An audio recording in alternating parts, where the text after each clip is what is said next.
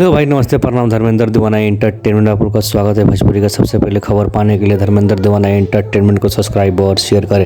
देखिए, power star Pawan Singh का ये जो गाना है मकैया में गाना बहुत तरह से बवाल मचा रहा है। इंस्टाग्राम में 9,000 मतलब 31,000 का वो जो रील बन गया है और पावर स्टार पवन सिंह का 9 नंबर पर ये गाना ट्रेंड कर रहा है। ठीक है, पुराना गाना है। ठीक है, आप लोग से यही चाहते हैं कि बताइए कि राजा जी को मकैया में 2 गाना बनना चाहिए कि नहीं बनना चाहिए।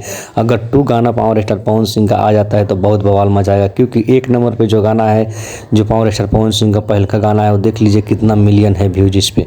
देखिए 1 मिलियन एक मतलब 115 million power star Pawan Singh का इस पे व्यूज है, और ज़्यादा ही है। ठीक है, पावर स्टार पवन सिंह का अगर ये गाना राजा जी का मकैया में 2 बनता है तो बवाल रिकॉर्ड करेगा पावर स्टार पवन सिंह का यह सॉन्ग।